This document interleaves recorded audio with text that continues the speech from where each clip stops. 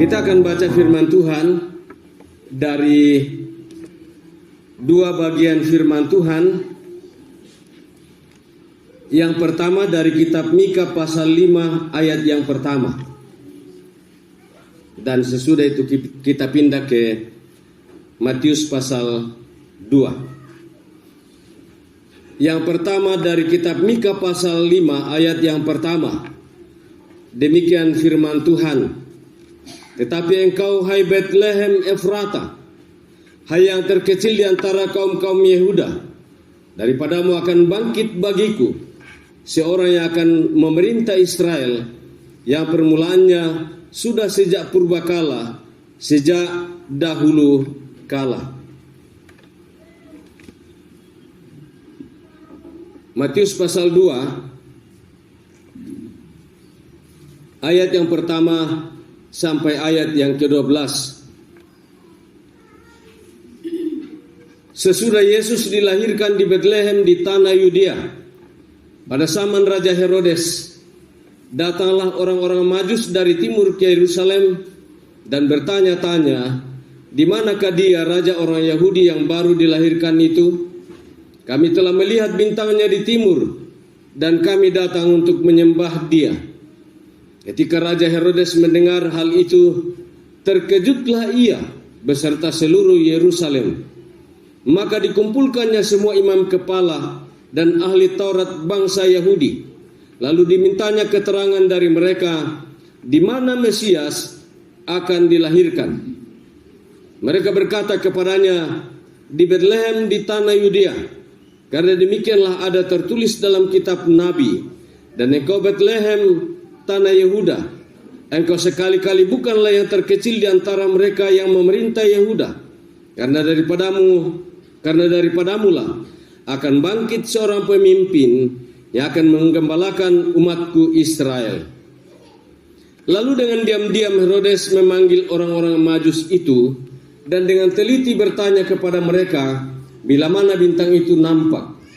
Kemudian ia menyuruh mereka ke Betlehem, katanya, pergilah dan selidikilah dengan seksama hal-hal mengenai anak itu, dan segera sesudah kamu menemukan dia, kabarkanlah kepadaku supaya aku pun datang menyembah dia. Setelah mendengar kata-kata raja itu, berangkatlah mereka, dan lihatlah bintang yang mereka lihat di timur itu mendahului mereka hingga tiba dan berhenti di atas tempat di mana anak itu berada. Ketika mereka melihat bintang itu, sangat bersukacitalah mereka. Maka masuklah mereka ke dalam rumah itu dan melihat anak itu bersama Maria, ibunya, lalu sujud menyembah dia. Mereka pun membuka tempat harta bendanya dan mempersembahkan persembahan kepadanya, yaitu emas, kemenyan, dan mur. Dan karena diperingatkan dalam mimpi supaya jangan kembali kepada Herodes, maka pulanglah mereka ke negerinya melalui jalan lain. Demikian firman Tuhan yang telah kita baca untuk kita renungkan pada pagi hari ini. Dari firman Tuhan yang kita telah baca, kita akan merenungkan firman Tuhan ini dengan tema esensi kelahiran Tuhan Yesus di Betlehem. Esensi Natal di Betlehem. Bapak Ibu saudara-saudara yang kekasih di dalam Tuhan, sepanjang bulan Desember kita telah banyak mengikuti dan melaksanakan perayaan Natal. Tentu dari teks yang kita sudah baca tadi dan juga di Lukas pasal 2 ayat 15 itu sudah sering kita dengar, dan terlalu banyak pengetahuan, terlalu banyak pemahaman yang telah kita terima dan kita telah pahami. Nah, kali ini kita akan belajar bersama dalam tema ini, esensi kelahiran Tuhan Yesus di Betlehem. Apa hakikatnya? Apa intinya kelahiran Tuhan Yesus di Betlehem? Atau apa intinya, hakikatnya Natal di Betlehem? Sehingga dalam tema PGI tahun ini, marilah sekarang kita pergi ke Bethlehem. Bapak Ibu saudara-saudara yang kekasih di dalam Tuhan, sebelum kita masuk dalam esensi kelahiran Tuhan Yesus di Bethlehem, kita akan melihat sekilas tentang gambaran Bethlehem ini. Ada beberapa hal yang perlu kita lihat, tetapi tidak semuanya akan kita bahas hari ini. Yang pertama, dari segi geografis, Bethlehem ini adalah pinggiran, atau boleh kita katakan kampung, bukan kota, dan sangat sunyi. Dan itu sebabnya bagus ditempati untuk penggembalaan domba atau lembu atau ternak yang lain. Karena memang tempat itu bagus untuk peternakan. Dan boleh dikatakan nanti dari segi ekonominya sangat sedikit membantu masyarakat di Timur Tengah, khususnya di sekitar Bethlehem dan Yerusalem. Dan saya sudah pernah menyampaikan, jarak dari Bethlehem ke Yerusalem itu sekitar 9 sampai 10 km. Dan gembala-gembala ini adalah orang yang sangat istimewa dalam hal peribadatan kepada Tuhan, karena mereka adalah profesi yang mempersiapkan domba atau lembu atau binatang yang lain untuk dipersembahkan melalui hari-hari kurban. Saya sudah menyampaikan yang lalu, termasuk di sekitar Toraja Utara, di Tanah Toraja, di Endrekang, dan di tempat-tempat lain. Ketika sudah dekat hari kurban, banyak orang menjual ternak di sana, apakah sapi atau yang lainnya, termasuk kambing. Dan orang-orang gembala ini memang leluasa di pinggiran, sangat jauh dari keramaian. Itu yang pertama, letak geografis. Yang kedua, dari segi budaya. Dari segi budaya, mereka itu sangat sunyi dan bukan pusat keramaian. Tidak seperti di Toraja, banyak tempat-tempat objek wisata, seperti di alun-alun, di banyak tempat, terlalu banyak. Itu dari segi budaya. Dari segi politik, Bethlehem ini disepelekan karena suara di sana tidak banyak. Beda dengan kecamatan Rantepao, Tanjung Lipu, dan Kete ya. Kalau di Toraja Utara, itu sebabnya kalau pemilihan bupati, ketahu Pak Ito, karena Pak Ito tahu surveinya ini. Kalau pemilihan bupati, caleg, mereka prioritas kepada tempat-tempat yang banyak populasinya, masyarakat di situ. Bethlehem sangat jauh dari katakanlah lirikan para caleg atau para bupati kalau pemilihan, karena sangat kurang masyarakat di sana. Kemudian dari segi perdagangan atau ekonomi, memang sedikit membantu, karena Bethlehem ini, apalagi kalau kita baca tadi Bethlehem itu sangat bagus untuk peternakan, subur sekali dan banyak airnya, lembah-lembah yang memungkinkan untuk peternakan di sana. Dan masih banyak faktor yang lain, tapi kita tidak akan fokus semua di situ. Oleh karena itu, mengapa Tuhan memilih Bethlehem? Padahal dari segi letak geografis, budaya, politik, perdagangan tidak terlalu mendukunglah. Tapi mengapa Tuhan memilih Bethlehem untuk tempatnya Yesus lahir? Mengapa bukan Eropa? Mengapa bukan Amerika? Mengapa bukan negara-negara besar, negara-negara maju? Mengapa juga bukan di Toraja Utara?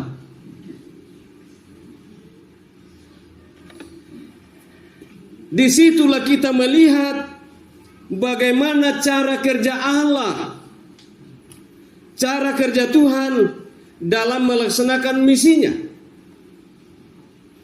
Tentu sangat berbeda dari pemikiran kita, berbeda dari keinginan kita, berbeda dari selera kita.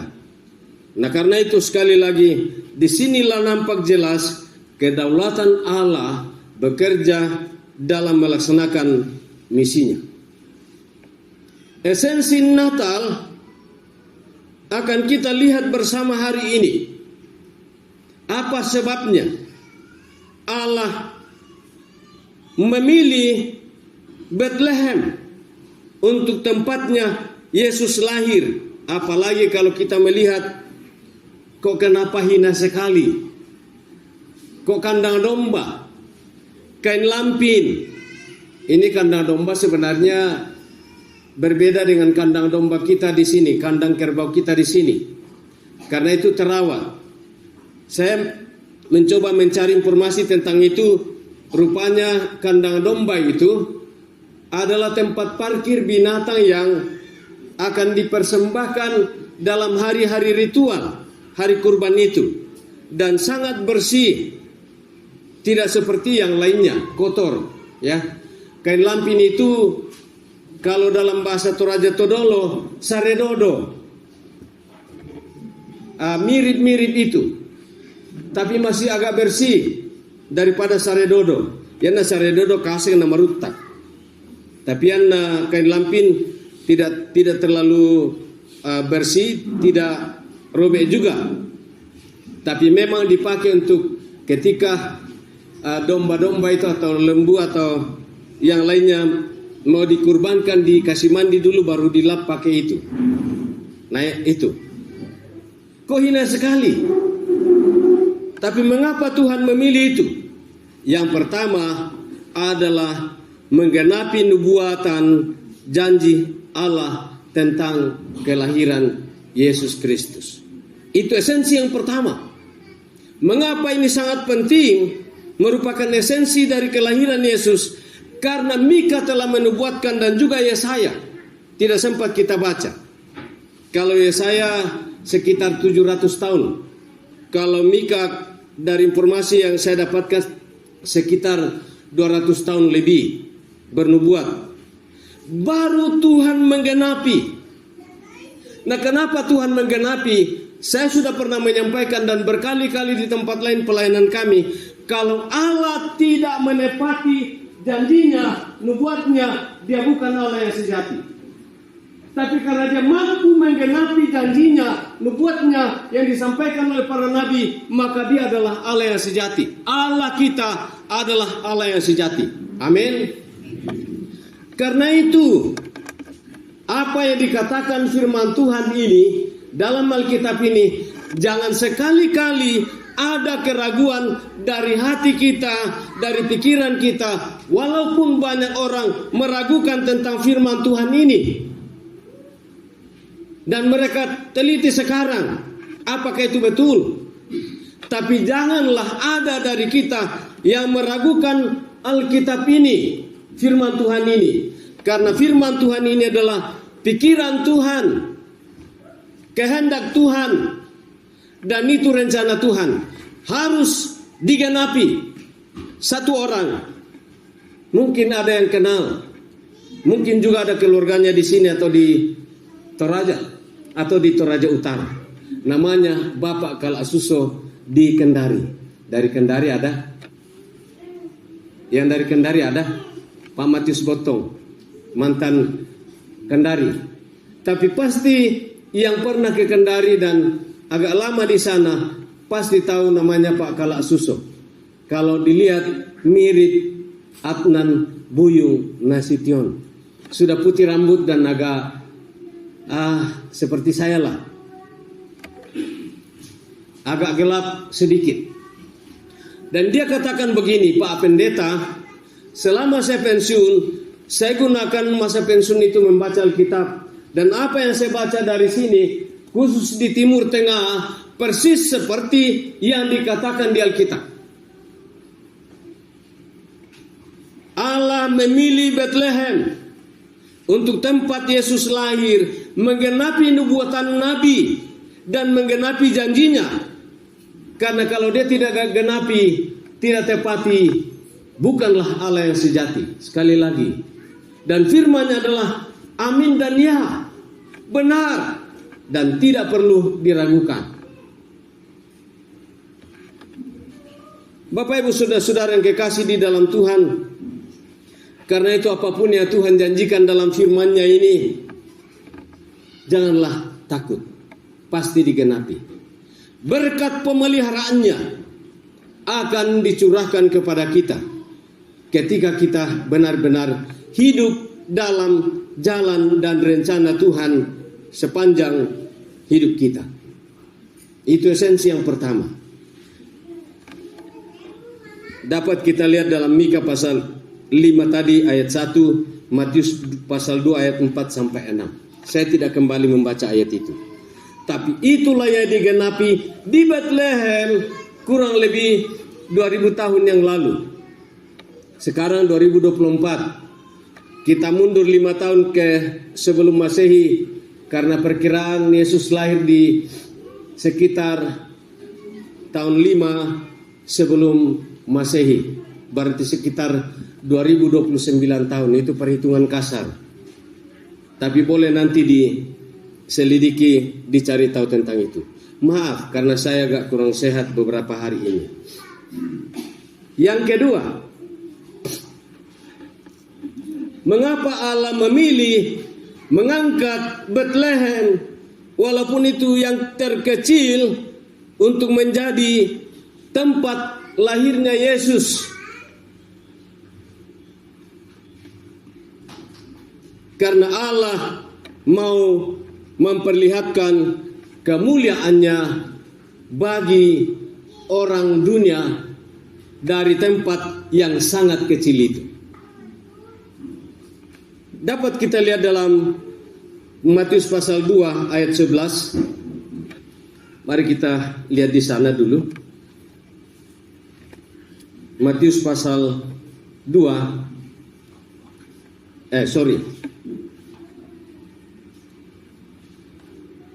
Lukas pasal 2 ayat 11. Maaf.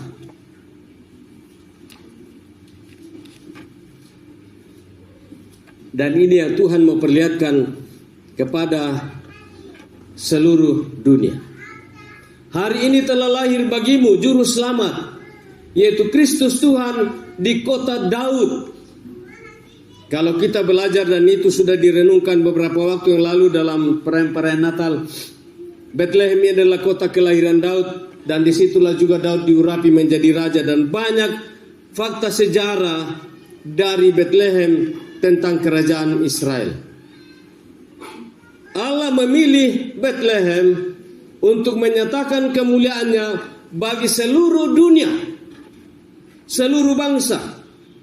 Bukan hanya orang Yerusalem pada waktu itu, walaupun setelah orang Majus datang dan mendengar berita tentang kelahiran Yesus, Herodes dan orang Yerusalem kaget, kecuali ahli-ahli Taurat dan imam-imam kepala, karena mereka lah yang selidiki tentang firman Tuhan yang telah dinubuatkan itu. Mereka tahu tetapi tidak pernah diajarkan kepada orang Yerusalem, sehingga pada saat mereka mendengar tentang kelahiran Yesus itu, mereka kaget dan Herodes sempat emosi karena takut disaingi oleh raja yang baru lahir itu.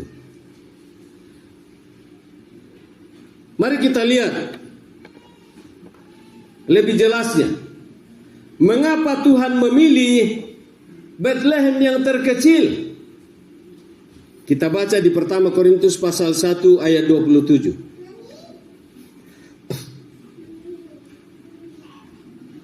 Ini yang menyebabkan Allah memilih Bethlehem yang terkecil untuk menyatakan kemuliaannya, kedaulatannya di atas muka bumi ini. Pertama Korintus pasal 1 ayat 27. Tetapi apa yang bodoh bagi dunia dipilih Allah untuk memalukan orang-orang yang berhikmat, dan apa yang lemah bagi dunia dipilih Allah untuk memalukan apa yang kuat. Mengapa bukan Yerusalem yang dipilih Tuhan? Mengapa bukan Amerika? Mengapa bukan Eropa? Dan lain-lain. Tetapi justru Tuhan memilih yang bodoh. Orang gembala lah itu, menurut orang selama ini, gembala itu adalah orang yang terpinggirkan, yang tidak pernah diperhitungkan. Mereka tidak tahu apa-apa. Tapi bagi saya, justru mereka adalah orang-orang yang hebat. Mungkin juga dari Kementerian Peternakan. Mereka mentari hewan, mereka dokter hewan. Makanya mereka dipercayakan untuk mengurus itu, supaya domba-domba, lembu, atau ternak yang lainnya akan dipersembahkan, dirawat baik-baik sehingga sehat. Berbeda di Toraja Utara dan di Tanah Toraja. Bayi mate, male dibalut. Sorry, mungkin ada keluarga kita yang profesi itu. Ma balu duduk bayi itu mati. Nah banyak yang saya dengar, bayi mate nali jolu kampung. Dena ade, papa ade, sama dirangiri. Mangka dikaburu, na dikali sule, na malem baluk ke. Sepiralin na 500 sabu. Misa abai.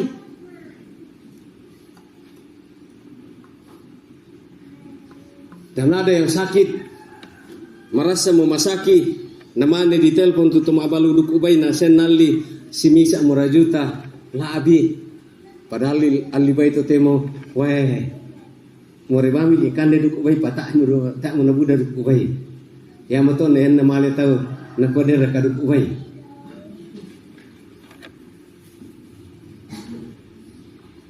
Jadi sekali lagi,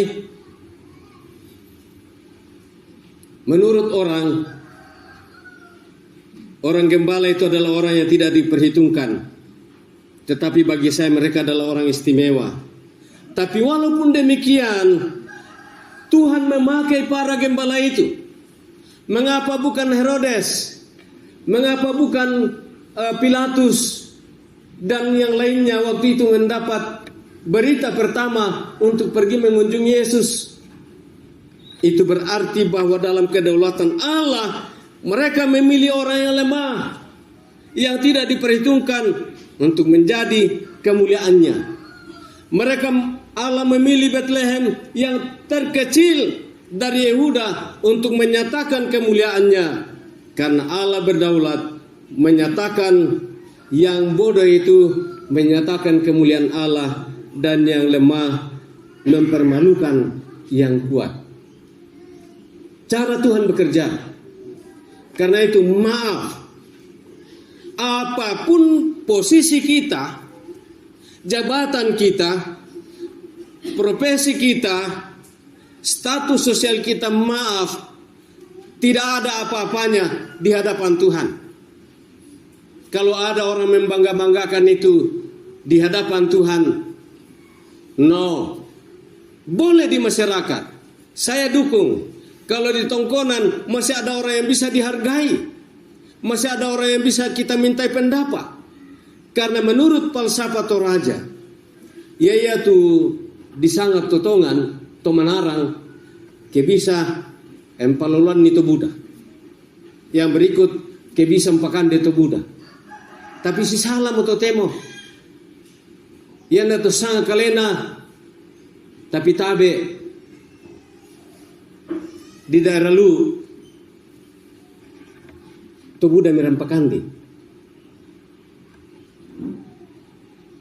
Yan na me pare mo tahu sa aku te majaman ajo penggilingan bayan ng taon na. Yan na la me pare mo tahu saya mo tu kaunan na de puang bakarung na kway tabe den karung na puang inde patamay ka de barra na kalemboran de suna. Kukwami tabi le, kombami puang, kaya de nasu dalam kalemboran, tak kipak beni saba laki nasu kami. Tongan te, tak aku gara-gara gai saba pengalaman ku te, pako tabe, bayi nadengki raralu, termasuk kami mulai dari kecil, lobo jomo kan lu, tapi sangat bertentangan dengan falsafah orang Toraja. Karena itu apa yang kita banggakan, kelebihan kita, kalau tidak sesuai dengan kehendak Tuhan, itu akan dipermalukan oleh Tuhan.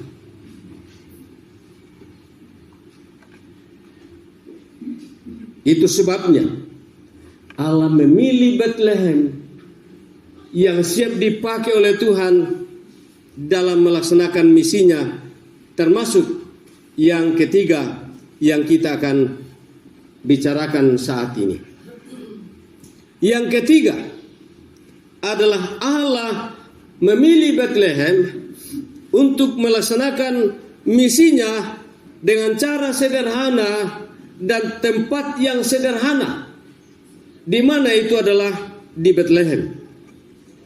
Cara sederhana, tempat sederhana, tapi justru Allah melaksanakan karya terbesar bagi dunia ini.